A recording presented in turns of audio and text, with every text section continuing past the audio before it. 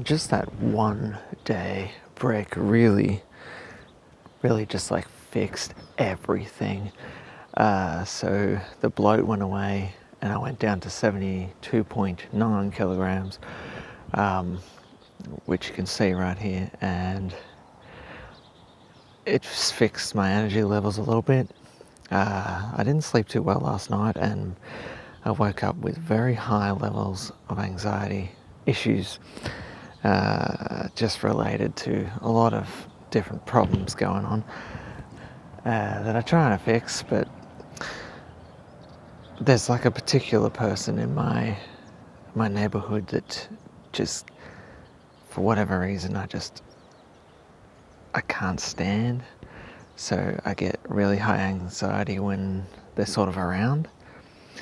And it's weird because I escaped the property that I live next to go to a different property, and yeah, I got that weird anxiety as if they were there or something, but sometimes I'm right and sometimes I'm wrong. Anyways, so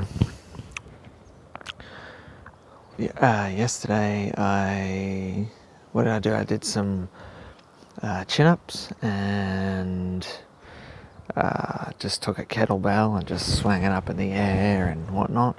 Just got my body moving a little bit. And then I went for a 5k walk around the block, a little bit of a jog involved as well, with a backpack full of water. And my fitness watch says I did 7 kilometers of exercise yesterday, but I only burnt 200 calories. So I'm very happy because I had a lot of milk products with a lot of calories in it yesterday. So I was under the impression that my weight would be a bit weird today, but it actually got rid of all the food bloat that I had, which was like bread and overeating stuff like cheese, and I just had a lot of stuff the days before, and so it wasn't really reading a true weight, which it makes me think it was, but then it wasn't. So I was a bit more happier after looking back on it and realizing it's fine. And behind me is a Granny Smith. I don't know if I'll get any apples this year. I don't know. One word of advice: go with the native kangaroo apple tree, because it grows just like that and it'll give you fruit 2 times a year, or I'd say that's pretty accurate, but it will keep bearing fruit, I guess. Whereas all these long growing trees take a while, so you just don't know. Now, my plans for today, to do this video, get this video out of the way, try to have just like fruit and nuts and maybe some garden salads. Try and work out how to get these mushrooms growing, because I saw you could make and grow mushrooms at home in a bucket. What else? I've got a lot of gardening I could do. I think I made my own potting mix, which was pretty good, but like a bit of a negative way of doing it. I went around a tree base with like a lot of the tree nuts and broken down bits of tree stuff with a little bit of sand, and then I just put that in a garden bed on top, and underneath I had a bunch of compost and manures and things like that. So exercise would be working on perhaps my chest again, so a lot of push-ups, some flies, maybe dips. I might try and do some body weight stuff today. I'm gonna have a tiny bit of milk today, but I'm not aiming to have any iced coffee. It's very hard when you wake up with extreme anxiety and you feel as though you've already had a bunch of caffeine, but the anxieties come from the sleeping problems, which keeps occurring. Because while I was away, and I slept somewhere else last night, I found out and was told by my partner that my neighbour had started all their cars and just up till like 8, 9 o'clock at night, just starting their cars and moving them around, and it gives me anxiety and anger and aggression. And the reason it does that is because the cars are not naturally loud, and yeah, they just keep idling them and making loud noises in their hoons, and I've bared witness to it, and I have like a PTSD because one night they were being absolute assholes. But yeah, I try to stay positive, and I'm getting close to my goal. I'm trying to push through the mistakes I've made. Yesterday was a tough one, but I isolated myself, and that's what you need to do. You need to get away from everything. And for me, I am renting a property and I own a property. So basically what that means is the property that doesn't have the food at it is the one I go to, which is a tiny bit of a walk away from my other property and still a drive away from the other property. And the other property has all the food, so it's sort of a good way to come here, and then I can't be bothered going back there, so looks like I'm trapped here now, and it sort of works in a way.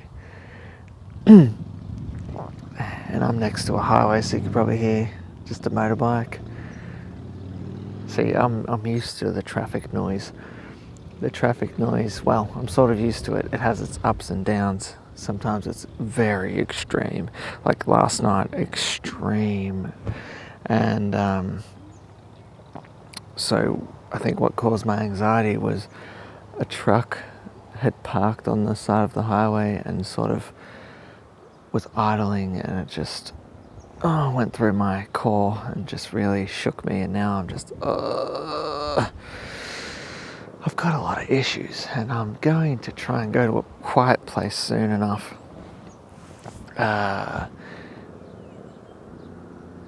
Today, usually I go for a morning jog walk. I'm being very slack, but at this point in time I would naturally go on the treadmill. But I'm choosing not to do that. Well, it's more or less because the treadmill is playing up, and it angers me so much if I try to use it and then it just plays up. It doesn't make me happy at all. What you going to do about that? And the breathing, I do have a lot of breathing issues at night. I think it's the environment I'm in. It's very dusty and, painted walls and all sorts of stuff with lack of ventilation. It's just gross. That's my belief anyway. And I do feel like I need to keep up with at least the bare minimum of a 5k walk a day. I don't know what today's going to bring, so I'm not sure if I'll stick to my goals. I don't know anything. But what I do know is I'm trying, and that one day you need to get through. If you have a consistent amount of errors over the course of 3 days like I did, you need that one single day to isolate and get yourself back. And I think I am back. I think I've come across the hurdle, because if I didn't overcome that, I would probably go downhill and start my endeavours eating like crap again. And you can go from the 72 that I'm at to like 77, 78 again. That's what happened to me last time. Because you get into a lot of wheat bloat, and then a lot of milk bloat, and then it's just downhill from there, and you don't know whether it's the true weight or whether or not you're just bloated because you don't stop eating the wheat, and you don't stop eating rice, and you don't stop eating cheese, you don't stop drinking milk. I've noticed once you stop doing all those things, for the most part, the next day, gone. Like I went from 73.2 as of yesterday to 72.9. Just bloat. Difference of food, habits of eating and things like that. And it's hard. I fight between using weights and doing bodyweight exercises, so it is a struggle, and I'm not trying to try too hard. But the smaller I get and the more I want something, I might try a little harder, and I'm hoping the smaller I get, a lot of health problems will sort itself out. But other than that, it's a very slow process for me anyway, so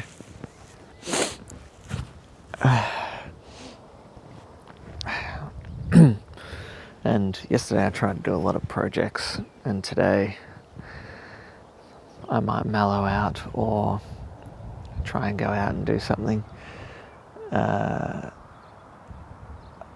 one thing that grosses me out is the town down the road, which is still a country town. They've got some sort of stationary police camera set up with a trailer with like solar panels, and it's at the entry point of town, so you can't go around it. And I get it for safety and to catch anyone out, but I've learnt over the years from where I live, the local police and authorities and councils and everything have taken note of what time you leave your property and what time you get home, and with that they're always around in your face making you feel anxious. And I've learnt to go around and not take the main strip to enter town. They always say if you got nothing to hide, then why are you so worried? Well, I don't have anything to hide. But when I first moved here, I was pulled over tremendously because I didn't change my address straight away. And with the first pullover, gave them details, and then I just kept putting it off, and they just kept doing it over and over again. And eventually it became a point of harassment, and then I ended up changing my address. I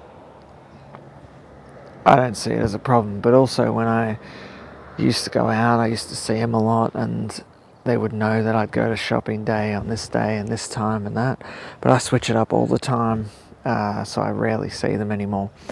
And just having that over there just is gross, because then they know I left my property at this time, I arrived at this time in town, I left at this time of town, and then they can know when I'm home and when I am not home. And I've seen them drive around and take notes of every property in my rural township.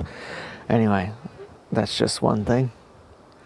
Trying to remain positive, because it is the season for negativity. But I'll push on. And with that, thank you and good day.